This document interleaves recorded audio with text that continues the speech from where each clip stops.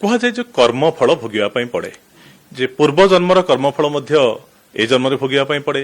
ଏ ଜନ୍ମର ସଞ୍ଚିତ କର୍ମଫଳ ଆପଣ ଆର ଜନ୍ମ ପାଇଁ ନେଇକି ଯିବେ। କଣ ପ୍ରକୃତରେ ପୁନର୍ଜନ୍ମ ଅଛି ଆଉ ପୂର୍ବ ଜନ୍ମର ପରଜନ୍ମରେ କର୍ମଫଳ ପ୍ରଭାବିତ କରେ ମଣିଷ ଜୀବନକୁ? ଆପଣ ଯୋଉ ପରିବାରରେ ଜନ୍ମ ହେଇଗଲେ, ପ୍ରଥମ ପରିଚୟ ଆପଣଙ୍କର ହେଇଗଲା ସେ ପରିବାରକୁ ନେଇ।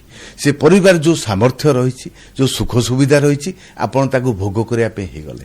ତାମାନେ ନିଶ୍ଚିତ ଭାବରେ ଆମର ଜନ୍ମ ବା ପୂର୍ବଜନ୍ମ କର୍ମଫଳ କିଛି ନଥିଲେ ଏଭଳି କିଛି ଘଟୁନଥାନ୍ତା। କିନ୍ତୁ ଆମେ ଏମିତି ବି ଦେଖିଛେ ଯେ ଅତି ଦରିଦ୍ର ପରିବାରରେ, ଅତି ଅଶିକ୍ଷିତ ପରିବାରରେ ଜନ୍ମ ହୋଇଥିବା ପିଲା ପରବର୍ତ୍ତୀ ପର୍ଯ୍ୟାୟରେ ବହୁତ ବଡ ମଣିଷ ହୋଇଛନ୍ତି, ବହୁତ ନାଁ କରିଛନ୍ତି। ଯଦି ତାର ପୂର୍ବଜନ୍ମର କର୍ମଫଳକୁ ନେଇ ସେ ଗୋଟେ ଦରିଦ୍ର ପରିବାରରେ ଜନ୍ମ ହଉଛି, ତାହେଲେ ସେ ପୁଣି ବଡ କେମିତି ହେଇପାରୁଛି? କୌଣସି ପରିବାରରେ ଯଦି ଆମେ ଦେଖିବା, ଜଣେ ପୁରୁଷ କୌଣସି ନିମ୍ନ କାମ ସେ କରୁଛନ୍ତି, ଯୋଉଥିରେ ରୋଜଗାର କମ ତାଙ୍କ ରହିଛି, କିନ୍ତୁ କର୍ମ ଜଞ୍ଜାଳ ସରିବା ପରେ ସେ କିଛି ସମୟ ଆଧ୍ୟାତ୍ମିକ ଭାବଧାରାରେ କଟେଇଛନ୍ତି ଏବଂ ତାଙ୍କ ପତ୍ନୀ ମଧ୍ୟ ସେହି ଭାବରେ ତାଙ୍କୁ ସାହାଯ୍ୟ କରିଛନ୍ତି। ଏଇ ମାନସିକତା ଯେତେବେଳେ ଆସେ, ଶରୀର ସୁସ୍ଥ ଥାଏ, ମନ ସୁସ୍ଥ ଥାଏ, ଭୟ ଆଶଙ୍କା ଚିନ୍ତା ଏସବୁ ଦୂର ଥାଏ।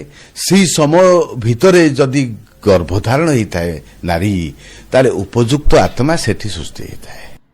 ଶନି 7.5 କହିଲେ ହୃଦୟରେ ଗୋଟେ ଛନକା ବସିଯାଏ, ଡର ଲାଗେ। ତ ରାହୁ କେତୁଙ୍କର ପ୍ରଭାବଟା ବେଶୀ ନା ଶନିଙ୍କର ପ୍ରଭାବଟା ବେଶୀ ଗ୍ରହ ଉପରେ? ଶନି 7.5 କହିଲେ ଆପଣଙ୍କର ରାଶି, ଯୋଉ ରାଶିରେ ଆପଣ ଜନ୍ମ ହୋଇଛନ୍ତି ସେଇ ରାଶିର ପୂର୍ବ ରାଶି ଏବଂ ସେଇ ରାଶି ଏବଂ ତାର ପରବର୍ତ୍ତୀ ରାଶି। ଶନି ଗୋଟିଏ ରାଶି କି 2.5 ବର୍ଷ ସମୟ ନେଇଥାନ୍ତି ଅତିକ୍ରମ କରିବା ପାଇଁ, 30 ଡିଗ୍ରୀ କି। ଚନ୍ଦ୍ରଙ୍କୁ ଲାଗିଥାଏ 2.5 ଦିନ 60 ଘଣ୍ଟା, ସୂର୍ଯ୍ୟଙ୍କୁ ଲାଗିଥାଏ ମାସେ, ଏବଂ କାହାର ସମୟ ପୃଥିବୀ ବୃହସ୍ପତିଙ୍କୁ ଲାଗିଥାଏ 13 ମାସେ, ଶନିକି ଲାଗିଥାଏ 2.5 ବର୍ଷ। ଲମ୍ବା ସମୟ ଗୋଟେ ରାଶିରେ ରହୁଥିବାରୁ ସେ ଯଦି ଭଲ କରିଥାନ୍ତି ତାହେଲେ ଭଲ କରିଚାଲିଥାନ୍ତି, ଯଦି କ୍ଷତି କରନ୍ତି କଣ୍ଟିନ୍ୟୁସଲି କ୍ଷତି କରନ୍ତି।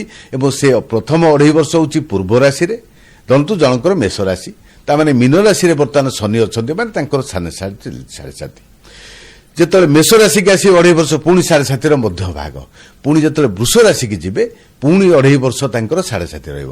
ତା ତ ଏମିତି 3ଟି ରାଶିର ଅବଧି ଶନିଙ୍କର ଯୋଉ 7.5 ମାନେ 7.5 ବର୍ଷ, ସେଇଟା ହିଁ ଶନି 7.5 ବୋଲି ବୁଝାଇଥାଏ।